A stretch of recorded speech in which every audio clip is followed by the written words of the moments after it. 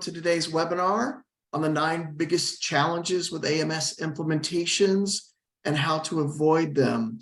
So I'll mention first, you should see in the center of your screen a poll about where you are in your AMS journey. So go ahead and start answering and responding to that, and we'll look at that in a moment. But I do want to introduce today's 2 speakers from Aplusify. Neeraj Garg is the Chief Operating Officer at Aplusify, and for 20 years, he's worked to help associations and nonprofits drive digital transformation. Paul Burke is the Senior Account Executive with Aplusify. He has more than 15 years of working with associations to achieve operational and people goals. I'll turn it over to Neeraj. Thank you for joining us today. Thank you for the introduction, Jay. And I think let's quickly see what the poll results are. I saw someone saying that they're not able to see the poll. Maybe if we can launch it once more, Gil. It looks like it did launch, so we're good.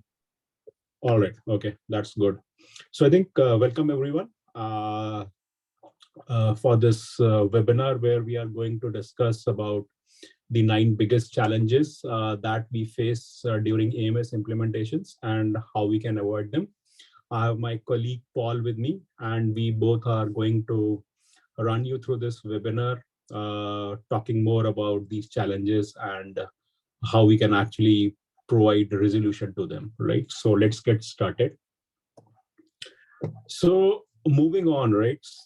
Whenever you are actually implementing an AMS, it's always advisable to actually see how complex your implementation would be. When I say how complex your implementation would be, I mean that you should be very clear about your expectations in terms of implementation, because when you are actually implementing a new AMS, it is more about not just implementing AMS, but understanding your current landscape of your organization. So you may be running an events app, you may be running an accounting app, you may be running other legacy systems within your organization. So it should be very crystal clear to you whether you actually want to integrate your current AMS with the existing landscape that you have, or you just want to skip it for now and maybe concentrate on that in the near future. So the requirements should be absolutely clear, and the requirements can only be clear when you have talked to the different stakeholders who are involved in your AMS implementation process, right? So it may be your marketing team who is involved, it may be your sales team who is involved in this process. So it's important to get a buy-in from them about the requirements, and then only you will come up with a exact requirement scope in terms of understanding whether you just want to go for out-of-the-box AMS implementation, or are we talking about some customization and integrations, because all this is going to impact the overall time and the overall complexity of your AMS implementation. And when we talk about complexity, obviously, when we are implementing a system, there are different objectives to implement an AMS, right? We may want it to increase the membership engagement. We may want it to increase our revenue. We may want to have automated processes which are manual. So there may be different business requirements that you have to implement that AMS. And every business requirement comes with a business rule. So it's important to make sure that the business rules that you have are actually translated to the implementation team in a very, very simple and clear fashion, right? Sometimes what happens is that when we are actually given the implementation to an implementation team, they are new to that business, right? And they don't understand the business rules that you have in place for your AMS. So it's important to brainstorm with them and make those things simple so that they understand it and you don't overcomplicate them. And when we talk about business rules, obviously, there are certain expectations that come out of implementing an AMS. So what is the expectation? The basic expectation is that the ROI of the system that you are investing in, right, that should be there at the end of the implementation. And when we say a return of investment on any software, it can only happen if the users for whom you are actually implementing it adopt to it seamlessly, right? And that is the success parameter of your AMS implementation of any software that you implement, because you are implementing a software for some business objectives, and the business objectives can only be achieved if the people who are actually involved in using the system, their life becomes easier, their life becomes more productive, and they are able to adapt the system in a fashion which is easy for them. Okay, so requirements should be clear. Business rules should be broken down into simple rules that are explained to the technical team very clearly. You should have a clear expectation that my end goal is user adoption, because that is how my success would be determined for implementing an AMS. And when you say user adoption, obviously it cannot be just a one-man effort. It has to be a team that has to be involved, because it is a collaborative effort with the business team and the technical team, and the roles and responsibilities should be clearly defined, because every implementation that we are doing for a product or a software or an AMS is a project, because it has a start date and an end date. Because if we don't worry about the start and end date, then the project is going to go endlessly and we are not going to get any benefit out of it. And whenever there is a project, there is a team. And when there is a team, there are roles and responsibilities very clearly defined for every team member to execute it properly and to deliver it within the time and budget that we have taken care of. And obviously, last but not the least, you should make sure that you have the right competency to implement the system. It may be that you have an internal technical team that can take care of the entire implementation, well and good. But if you think that you don't have that required expertise within your current organization, it's always good to ask for help. Maybe look for other consulting companies who have done this work before, and make sure that you are choosing the best implementation partner for you. And obviously, we are going to talk about what parameters you should take in place when you are hiring a consulting company, right? So in the subsequent slides, we can do that. But all these things, requirement, business rules, expectations, treating AMS implementation as a project, and then taking help from an expert, these are the things that are going to reduce the complexity of your overall AMS implementation. All right. So before moving to the next slide, I would ask Paul about his views about how he has managed the complexity in his previous roles for different associations and non-profits where he has implemented several AMSs. So yes, thank you, Neeraj. So I have been working selling AMS products for over 15 years. And we used to joke when we would have the kickoff meeting to say, this is where the fun begins, right? And in a sense, it's true. We get to actually start the process, right? So, you know, the association has taken months to go through their selection process, weigh out the different vendors. And so now we get to implement. It's really fun to be on the other side. I agree with all the points that you made, Neeraj, and would like to add just a few more of what I've seen. And this is kind of interesting because I'm looking at it from kind of the front end, right? So what that means is during the sales process, we talk about the requirements. And it's really important because this affects your implementation. You know, unpacking all the requirements that you have, and especially if you've got layers of processes that you do, it's very important to unpack all of that so that we can implement appropriately and configure the system to meet your needs. You know, you talked about simplicity, Neeraj. I agree 100%, you know, especially with the business rules. It's important to talk about the why instead of the how. So why are we doing this? Let's start at the end and then work ourselves backwards to find out, you know, why and why are we doing this process and how we can simplify things. Meeting expectations, I like this because it's really about how we're going to help staff. And when I say help staff, I think about legacy systems that they're coming from and the complexity that the staff has to go through to work these legacy systems. And what that means is asking staff to do something in a new way and understanding that we may have to give up some things, but we're also getting things. And we kind of just have to accept that this is a new way of running the business. And in the end, it's going to help everyone. And then team roles and responsibilities. Obviously getting the subject matter experts involved that are really going to drive the process, during the implementation, and relying on those subject matter experts to really train staff. And really, those are going to be the advocates internally that are going to make this project a success. We'll talk more about the, the project team, but subject matter experts are something that I want to point out. And then, when you do this implementation, work is going to invariably fall to the association as part of this process. And so you have to look at, okay, let's look at bandwidth. Do we want a third party to take on this work, and who is best to work on that? And it could be data conversion. It could be a numerous things where, you have to keep your day job. And so let's really look at this and see where a third party can really help us. So those are some things that came to mind, Neeraj. So thank you for allowing me to talk to those. And with that, we can go to our next slide. Sure, Paul.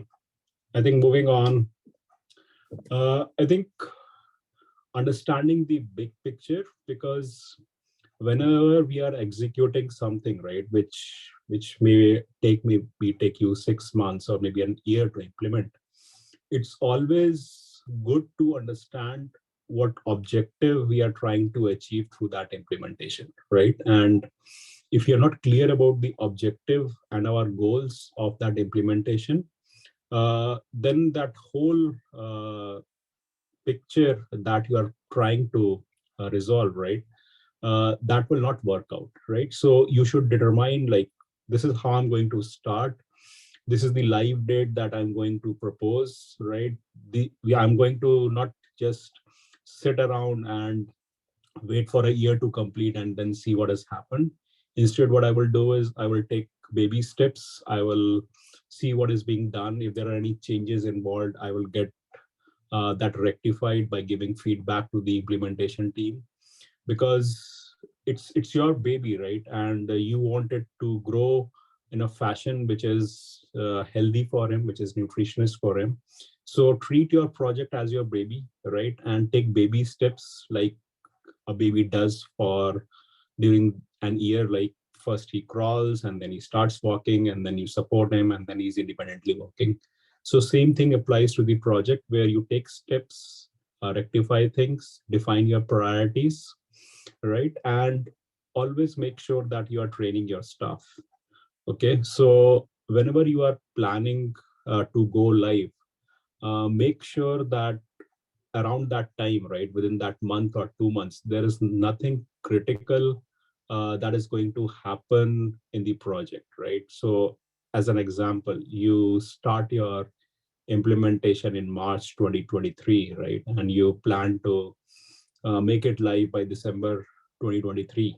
But there is renewals coming for you in January 2024, right? So make sure that you don't do the renewals on the new system, because you would not have enough time to test the system in 1 month, because you are going live in December and then your renewals are in January. So it's a very short time in between, right, to test the entire system and do the renewals on the new one. So make sure that you do the renewals on the old system and then maybe go live after that, because business continuity is very important, right? You never know like how the new system will behave. Obviously, you should be positive about it, but you should not risk your current systems, and make sure that whenever you are going live, it's a lean period where you don't have any critical releases or any critical renewals or any financial activities going on within the system that upsets the users or upsets your business. Okay, so that is why go live date has to be planned by talking to all the stakeholders, all the departments, because they are the best ones who are going to tell, I'm going to go live this month, and please don't go live in these 3 months because this is what I'm going to do, or I'm planning to attend an event during that time. So please don't go live with that. So your bigger picture should be more realistic, right? You should be optimistic, but you should be realistic about your approach. And if you divide your project into phases, define your priorities in a fashion where your users are aligned with the system, and you provide sufficient staff training to them, where you put the approach of training the trainers so that whenever the system goes live, you have trainers within your team who are going to train the other users. So if you plan that bigger picture and you have that bigger picture in mind, I think that will smoothen your processes, because most of the times that we have seen during an implementation phases, the most of the organization lack in just visualizing this bigger picture of the system going live and what dates they should go for, how to divide that into phases, what priorities they should have, and how to involve the staff during the entire implementation process. So understanding the bigger picture is very important before you start the project. Even if it takes a little bit of time for you to start, that's okay, but you should be realistic in your approach. So what do you think about this realistic approach, Paul, setting the realistic goals and timelines? How realistic should we be? Well, I agree with that, definitely. And I think that it's interesting, staff training. If you think about that and start with that, staff training starts really at the go. We're continually working with staff on the system, on the processes. We talked about train the trainer. And so really the SME or the subject matter expert is really going to test the system and really push the system, and then have staff train on this as we go through the project. So very, very important to understand training and how it affects the whole project. And certainly the project plan will dictate when we're going to go live. What do we need at phase 1 for the bare minimum of go live? What do we need? Let's look at phase 2 and beyond for any customizations or integration work. But really go live should be the, what's going to get us across the finish line, and then priorities. What are mission critical things within the organization that need to be considered as we go through phase 1, phase 2, et cetera. So I think all of those are important pieces. And as Neeraj pointed out, best practices, if you've got something coming up like dues renewals, let's let that pass and use the legacy system for that. And then go live when it's least disruptive to the business. Really, that's the goal in all of this. So thank you. And with that, we can go to the next slide. Sure. Thanks, Paul. So moving on, I think it's the continuation of what we discussed in the last slide, where we said that we should be realistic in our goals, the timelines. So when we say realistic, I think it's important to plan things out well in advance, right? So when I say plan things out, every task should be defined, and you should recognize milestone dates, holidays. So it should be a proper project plan that should actually be presented to your stakeholders so that they know what is coming up when it is coming up, right? Because you have to involve staff, your existing staff as well during the implementation. So you may assign some testing tasks to them, or you may identify some champions who are going to test the system out. So it's very important to talk to them, give them dates, understand what their workload looks like, if they can actually help you out in testing, or there is something else that you need to do, or maybe keep a backup resources. So, and obviously, the implementation is not just development. As I said, it's a collaborative effort where implementation would develop things, but it's the business team who has to test the system out, right? And you have to assign proper time to them to test it out, right? So there should be test case scenarios written down properly so that the users can test it out and give that kind of realistic feedback to the implementation team so that they have time to revert back to the changes. Because the more realistic the timelines would be, the more realistic the feedback would be, the better system would come out at the end, right? So not just let's wait till the end, but keep everyone involved right from stage one of the implementation. And what that would also do is help you in the user adoption process, because you have a staff who is involved from day one of the implementation, and they are the people who are going to train the other staff users. And if they accept the system during the implementation stage, it would be easy for them to adopt the system and convince the other users to adopt the system. So make sure that the time is allocated to them, considering their workloads and holidays. And whenever we are actually implementing a system, it's all about storing data within the system, right? So, and the best data owners who are going to own the system would be business users, because they are going to tell us which data you should actually migrate in the AMS and what is the kind of data you should not migrate. So, right, it may be that you may have 50 years of data that you need to upload, but it may be that out of that 50 years, you just have around 10 years of data that is worth migrating to the new system, and the 40 years of data that you might have, the business tells you to just archive it and keep it in flat files. Okay, so what happened is it saves you time, because you don't have to worry about the 40 years data. You just have 1/5 of the data that you have to import. And that is realistic, right? So it's always important to identify the data owners, and they would be the business owners who know what best data you have to import. And when I say we have to be realistic, we have to make sure that whenever your system is implemented, right, after it has been implemented, your users would need support, okay? Because it's a new implementation that is given to them, and they are not aware about the challenges, they may have issues. So you have to make sure that when the system is launched, you have a dedicated support team to sort them out, right? You should not think after implementation on how are we going to support it. It should be at the initial stage when you're planning your goals and budgets, because your budget has to be allocated for support as well.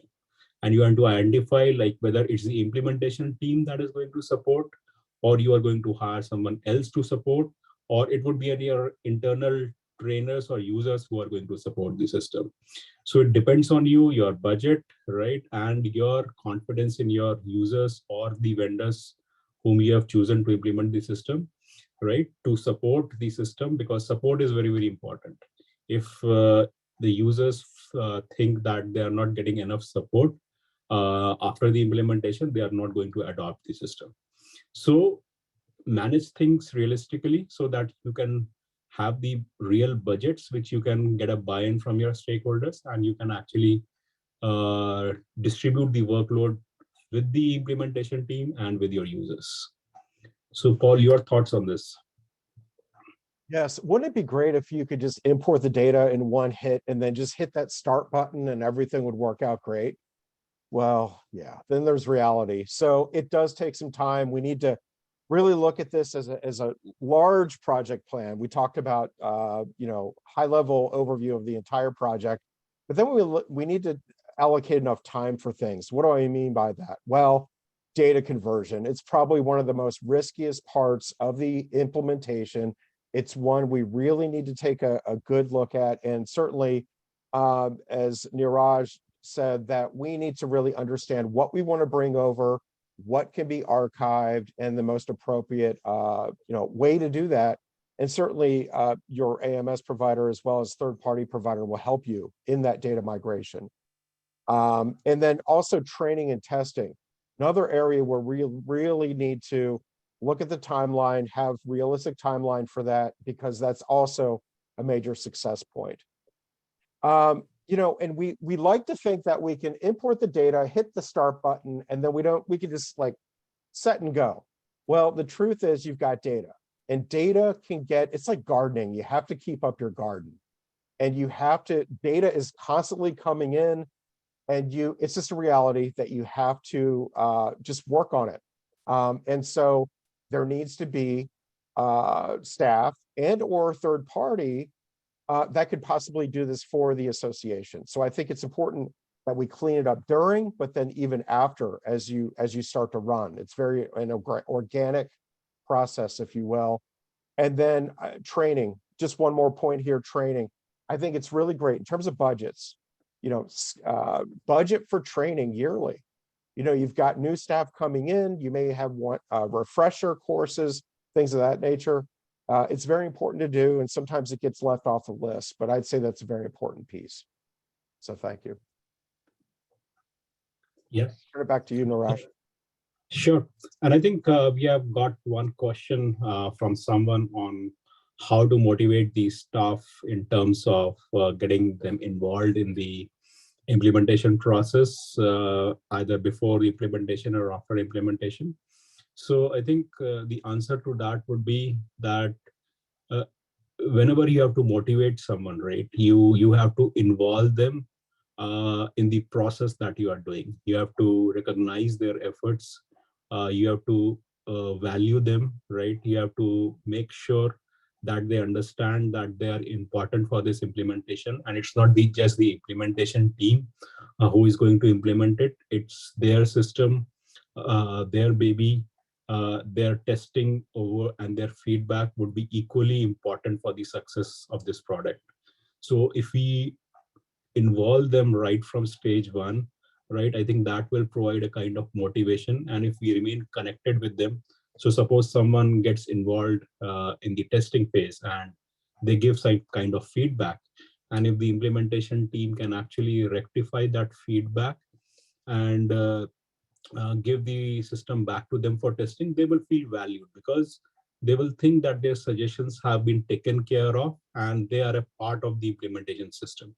So that is the only way you can motivate the team, by making them a part of the implementation team, recognizing their efforts and valuing them as an important core member of the team. That is the only way you can motivate the team members. Agreed. And it's funny as you look at this, the subject matter experts. So we're going to line up them with our business analysts, right? And the business analysts become really the subject matter expert's best friend, because the business analysts are really translating what the software can do for the association, and they're helping the subject matter experts along. So to your point, Neeraj, it's all about being all-inclusive with the team and listening. And so the team, when they are seen and heard, I believe that that's when they really have that involvement. And I would say also, celebrating milestones along the way. This is a huge project. It's going to take some time. And there are a lot of pieces that go into this. It's very complex. It's probably one of the most complex things an association will ever do.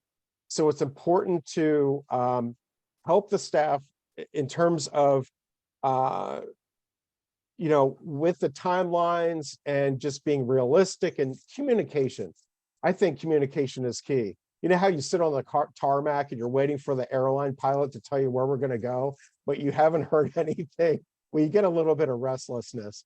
And I think that having that open communication at the executive level, and even down to the end user, is huge for a project like this. And I think as long as they're included and have that communication, then I think that's success. Yeah, that's true, Paul. So I think let's move forward. And I think this is same that we talked about, where we talked about understanding meaningful data, because there are two types of data, right? One is something that you are using continuously and that makes sense to you to use it, right? And then there is something called data swamp, right? Where it's a data which is just lying within the system, which no one maybe has used it for years, and that is not relevant as well for you. But it's just taking unnecessary storage space for you, right? It's slowing down your system, and it's an extra effort to maintain it. Okay, so whenever we are migrating or implementing a new system, it's important to understand what data I should actually migrate in the new system, right? So are there fields that I don't use anymore, right? So maybe there are dates which you are not using at all for various memberships. So that field should just get dumped, right? Because you don't require that field. So when we talk about good data means anything which is consistent, right? Which is valid. Like maybe you may have data, a date of membership in different formats, right? So that is something which is inconsistent. So you need to clean that data, because unless the data is clean, there is no point in migrating it, because what you are doing then is doubling your problems, because you already have bad data and then you are just trying to import it into the new system, which makes it in two places, right? You already have that and then you are migrating it to a new system. So always make sure that you get your data cleaned before any AMS implementation. Like I talked about, you may have 20 years of data, right? But only 5 years of data is actually relevant to be migrated to the new system. So why just waste effort for that 15 years of data?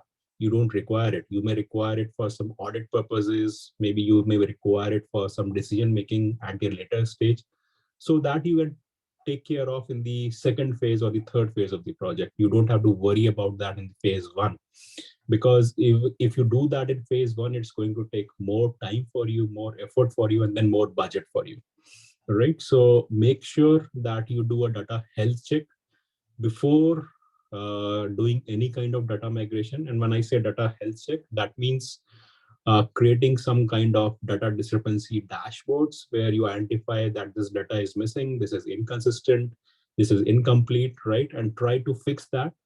Maybe if it takes some time, that is worth the effort to spend on it, and then move to the migration process, right? And I think, Paul, in your experience, you might have seen where we have just done the entire data dump into the new system, and this has just caused several problems and created a lot of mess within the new system. Yeah, I think it's important. You mentioned how, bringing over data and how much. Some consultants will say, bring over the bare minimum, because that's what we want to only focus on. And then as the rest, as you said, make it into an archived folder or file rather, that is easily acceptable and you can use in the future. So that's one key. And I talked about coming from a legacy system and what you have to give versus what you get. And this is actually a fun slide, because really this is what you get as I'm thinking about this. We're moving from the legacy system, perhaps where there was a lot of manual processes. And in the new system, we're getting all this automation. And so what's important is the data has to be good, because we're hitting these triggers, we're having this automated workflow happen. And so it's critical that the data is correct, especially for membership and renewals and marketing and et cetera, where the data can really have an impact. So that's a real motivator to get the data in check. And I would say, the data cleansing, we talked about perhaps hiring a third party if needed to keep that data, cleansed. And I also believe that, it's important as we're talking about the data, what do we want? And as you said, fields, what do we want to collect? What can we purge? And also what do we want to collect from the end user so that we can make better decisions? What I mean by that is really anyone that is working with the association, especially from the web, what information do we want to collect that we can use internally that will help us drive better decisions? And so I think that this is really a key part in the data conversion process, and it really can help us determine where we want to go from here in terms of how we want to handle the data as well as collect information on it.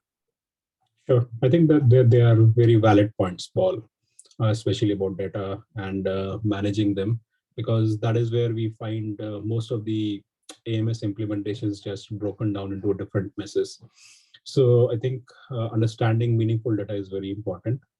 And I think in continuation to that, let's move to the next slide where it talks more about identifying the right people, right? So as we discussed in the previous slides, right, AMS implementation is a project, and whenever you are doing a project, it has to be right people in place, and you have to implement the right processes, right? So people and processes are very important whenever you are implementing something or you are driving a project.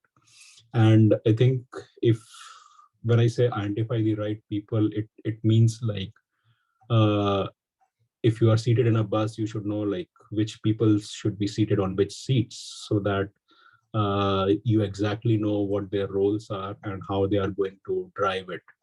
So, and right people does not mean just the right implementation partner. Right people also means teams internally that you are going to use for testing, who are going to get involved in your day-to-day implementation process, who are going to get feedback to your team. So I think there should be two separate teams that you should keep. Obviously, there is an implementation team that is implementing your system. And then there is a separate team of people who are going to test it out from a business perspective and give feedback to your relevant implementation team. And if you do that, right, that would keep two separate teams, and you will know what their roles and responsibilities are. And obviously, when they're implementing and testing the system, right, so they are going to give feedback. So you are actually involving the relevant stakeholders and the process owners in the implementation stage, which is the best thing to do, because they are going to get that confidence level that what we see as an implementation process or as a final product, that is actually shaping up correctly, right? And they will build that confidence and pass it on to the other users. So it's important to make sure that we have people who are more vocal in giving the feedbacks from your team. We have a consultant who is actually proactive in implementing the feedback, and that actually understands your association needs and has got that required expertise. Okay, because everything is derived from your requirements. If the implementation partner that you have hired is not able to understand what your association needs are, he is not going to implement the system in the correct fashion. And obviously you need to make sure that he has got the right expertise, and maybe you can see some demos of your teams that he has done in past in terms of implementation, so that you can get that user confidence within that. So Paul, what is your take in getting these two different teams work together and collaboratively? Yep, and I totally agree. It's people and processes. I go one step further and say it's product, right? Because we're all dealing with this product, and we're all training on it. And I would say that what's also very important to this is the consulting partner that you work with, because what they're doing is they're leveraging best practices from the association industry, what other associations are doing, and to really help you. And so, you know, you're leaning on them for consulting and best practices, and I think that's huge. And having separate teams, certainly, you know, you've got the SMEs that are training on, you know, train the trainer, and then you've got your user acceptance testing. And what's the success with the user acceptance testing is it's not doing a lookup and make sure Jane Doe is there. It's actually working through the process. And I would say, like, you're trying to break the system, right? That's the idea. So you're testing and training and making sure that everything is lined up. And so what this means is user adoption, you know, at the end of the day. So definitely good points, Neeraj. Sure. I think let's move on. And I think this is important to understand what we are actually looking for, because customization is something that takes a lot of time. Every stakeholder that you talk to may have his own customized business requirement that we need to assess. And the more customizations that we have in our implementation, obviously the more work that we have to do, because it would not then just be an out-of-the-box functionality. It has to be molded in a way that would require more development and more testing from the business side. So whenever we are actually implementing AMS for any association or nonprofit, what we do is we always advise our stakeholders in terms of minimizing the customizations right at the start phase, because that would actually hamper the deadlines, hamper the budget. And then when the budget is hampered, obviously it has to go to a additional approval process from the business. So it's always good to go with an out-of-the-box functionality, maybe reserve that customization and configuration for the future, maybe for phase 2 or maybe phase 3, once you have got your support team in place, because then it would be easier for you to do it, because you are able to divide your budget in that fashion. Because if you just go it in one go, your budget would be much more, which will actually hit your revenue as well. So try to understand what you want to do, and make sure that you also keep budget for your AMS upgrades, because any AMS that you implement, whether it's Nimble or Fontiva, will go at least for 2 to 3 upgrades every year. So make sure that you do minimum customizations, because if you do customizations, your AMS upgrades would be costly as well, because all the features that you have customized would not be taken care of on the upgrades, and you will have to put in additional efforts to do that. So keep all these things in mind when you are implementing your AMS at the initial stage. Make sure that you have minimum customizations, and you can actually talk to the business and make them understand, along with the implementation team, on what the drawbacks are for extensive customization right at the start stage. So Paul, what is your take on associations where there are a lot of customizations? So how do users feel about customization at the AMS implementation stage? Well, I agree with you. It's great to work in phases. And as I mentioned, with phase 1, we want to probably do limited customizations, because you want to sit with the system and configure base product as much as possible. It's just, as we say on the slide, it's, the least time, least budget. And then when we talk about customizations, we have to ask, and to go back to this, the why instead of the how. And so if we go back to the why and we look at, okay, we've got this customization, but you have to ask the question, how much and how often? How much is the juice worth the squeeze, as we might say? How often, do you have to do this? And then how much does it impact the association? And if it's little and we could actually do that manually, then that might be a good route to take. And so we don't have to do an extensive customization. I think also understanding where the data has to flow with customizations and integration work, where the data has to flow, and then customization work. As you mentioned, you've got these upgrades. What does that mean as we're upgrading the product? And what does that mean for us customization wise? So again, some more complexity thrown in just for fun, and something that we need to be very thoughtful on when we do phase 1, when we do phase 2. But fortunately, again, we've got our vendors and third-party consultants to lead us down the right path with this. Okay, I think that's good. We should actually aim for minimum customizations. That is what our advice would be for any business user who is planning to actually implement an AMS. So I think moving on, this is again the things that we discussed initially, where we talked about the real integration needs of the AMS. If you remember, when I started the presentation, I told you that it's important to understand the scope of your AMS implementation. And when we say scope of AMS implementation, I mean, what is the current landscape? What are the current systems that you are using apart from AMS? And what are you trying to integrate your AMS with? It may be that you want to integrate your AMS with your event app, maybe with your accounting app as well, and maybe with other legacy systems. But just make sure that all these third-party integrations or the integrations that you are going to do with AMS that are going to consume time. So plan your scope, budget, and timelines as per your requirements in terms of integration, and just make sure that the integrations that you are doing is coming from the business side and you are actually deriving benefit out of it.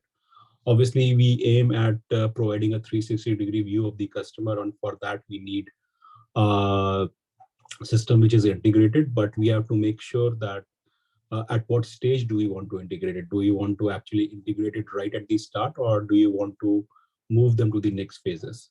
So this scope and requirement have to be well thought of before we start the project, because if they are not well thought of, then it would make the systems more complex, right? Because unless you have a strategy on how you are going to integrate it, you cannot put that in your project plan. So if there are integrations involved, that has to be there in the plan. There should be clear risks and challenges that have to be mentioned, because it may be that your AMS does not integrate with your current system. So that is something that you have to think about it, right?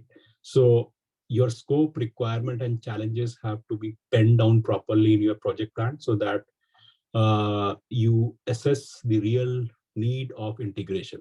Okay, if there is a real need, then only include that in your project plan. Otherwise, leave that and move ahead with your implementation, and maybe worry about that in the future. So it all depends upon your scope and requirement, because your scope and requirement is going to determine your challenges and your budget.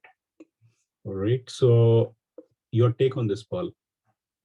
I agree. And if you look at it, from a holistic point of view, so where are we as an organization now? And then what does it look like, maybe 3-5 years from now in terms of the landscape and what we want to do as an organization and what those integration may look like.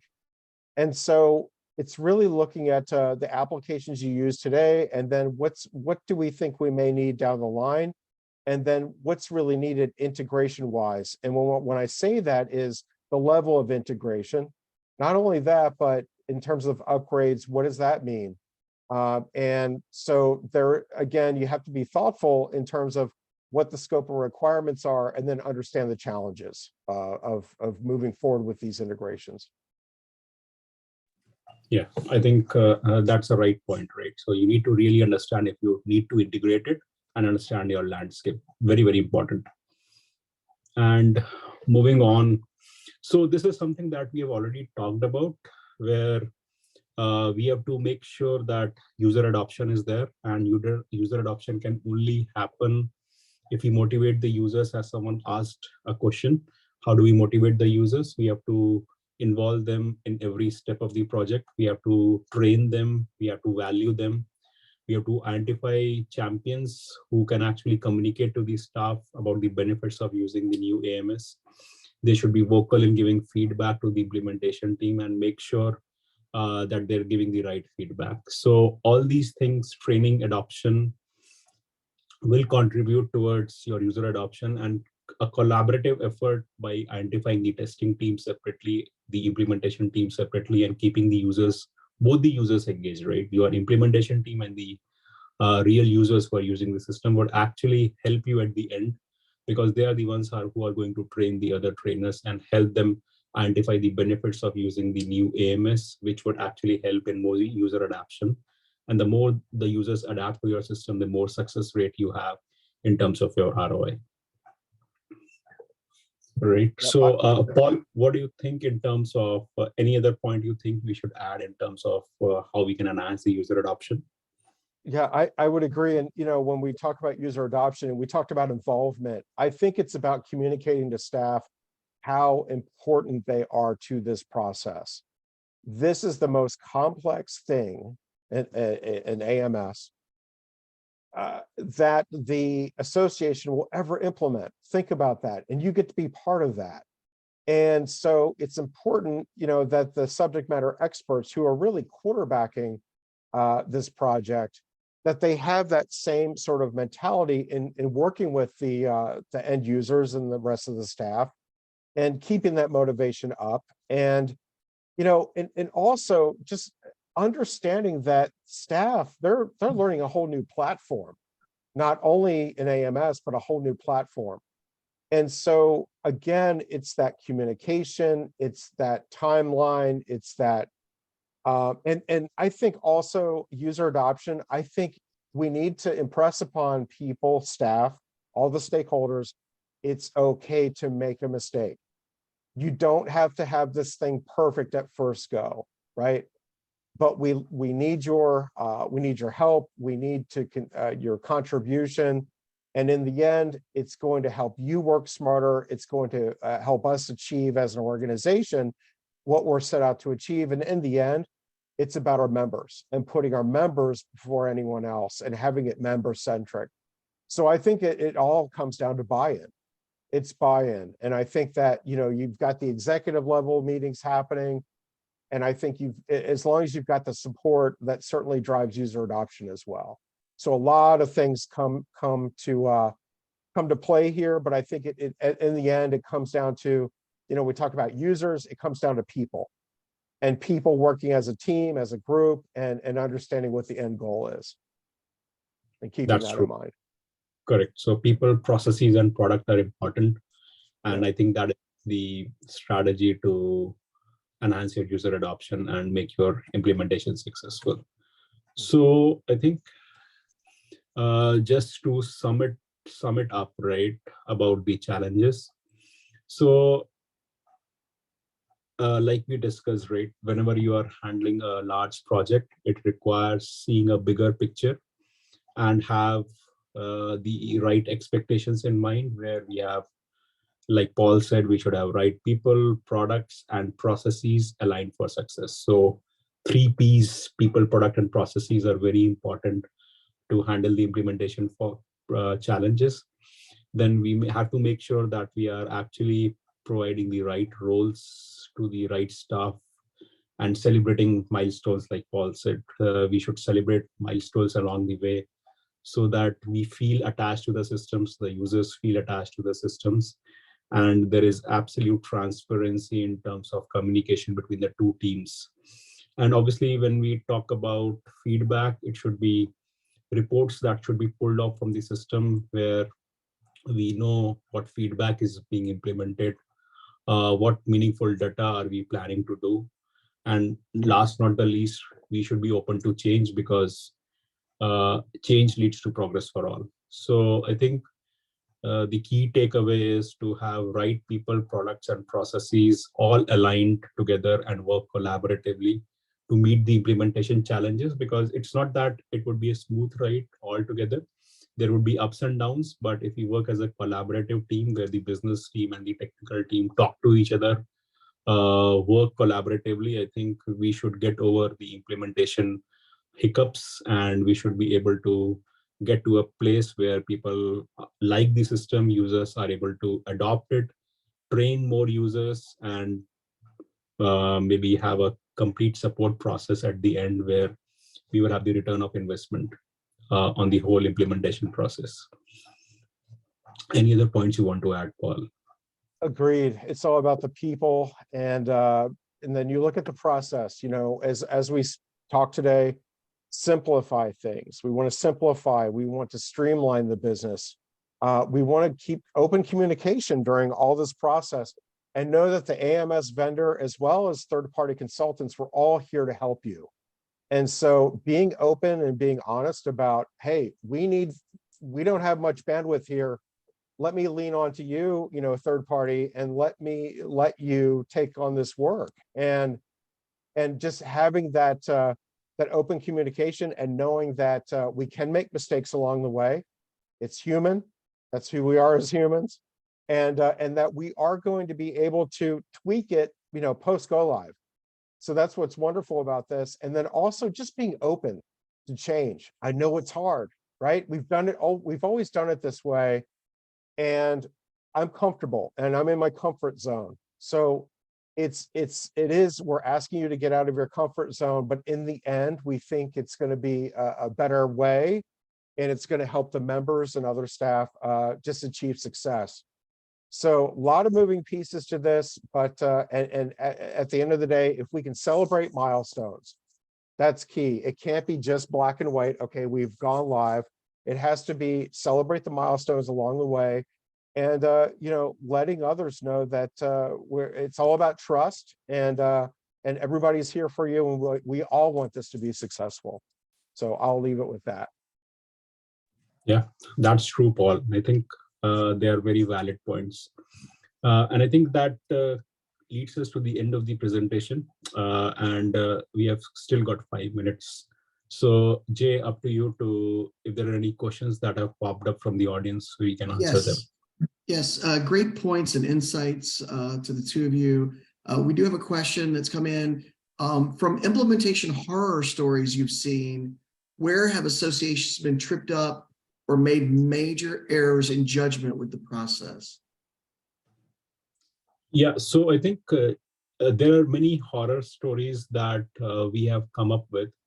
And I think most of the horror stories are because the things have not been thought of as a bigger picture, like we talked about in our previous slides. People don't see the end goal that they are trying to realize. So they don't set up the support team in place after the implementation, which causes a lot of horror stories, because you give these users to use the system, and then they have issues, and then you realize that you don't have a proper support team in place who are going to resolve their issues. And then it just creates a mess, and then users get off the system. They don't want to use the entire system, and then their entire effort goes in vain. So if the things can be planned properly, right people can be at the right seats to test the system out, to implement things. And if we can do everything as a continuous feedback from the users and implement it right, I think we can avoid those horror stories at the end. And that is the only cause of these horror stories: a lack of proper planning, lack of proper visualization at the start, and lack of proper allocation of the team. Okay, great. Go ahead, Paul. And I would agree with that. I talked about unpacking all the requirements, unpacking everything. So if maybe you've got an area of the business where you've got multi-layers, we certainly want to get that out so that we can run that through the system, how we're going to configure the system to meet those business needs. I would also integrations. Integrations are one where there's a lot of moving pieces, a lot of data moving back and forth. And sometimes people want to point fingers at vendors, right? Or the third party.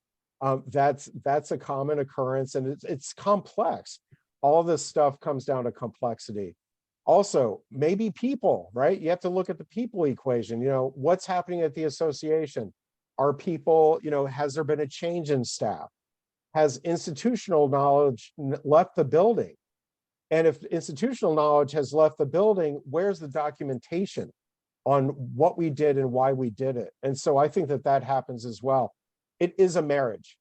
So it is the association plus the vendor and vendors that have to come together to be a success. And if one is not quite aligned and you're on kind of different frequencies, that can also impact the project. That's true, Paul. Okay, great. I think it has to be one team that does it, right? So there should be no blame games. It has to be collaborative effort, and everyone has to take its responsibility. That's right. Yeah, I appreciate that in terms of the marriage image, and I know, Paul, you mentioned earlier the gardening kind of concept. It's not just something you do it's done, it's over. It's a long-term relationship. We're at the top of the hour. Thank you so much, Paul and Neeraj. I do want to mention that the next webinar with these two is going to be on Wednesday, April 12th. It's at 1 p.m. and it segues nicely with this topic: 5 common data migration challenges with AMS integration. So if you need to find the registration information on that, you can go to aplusify.com/webinars. I wanted to thank everyone as well. Thank you for joining us. Any questions, please do reach out. We love to talk about this. This is what we do. So just everyone, thank you. Appreciate it. Thank you so much, Paul. Thank you so much, Jay. Have a great Thank day. you. Bye-bye. Thank you, Bye-bye. Jay. Take care.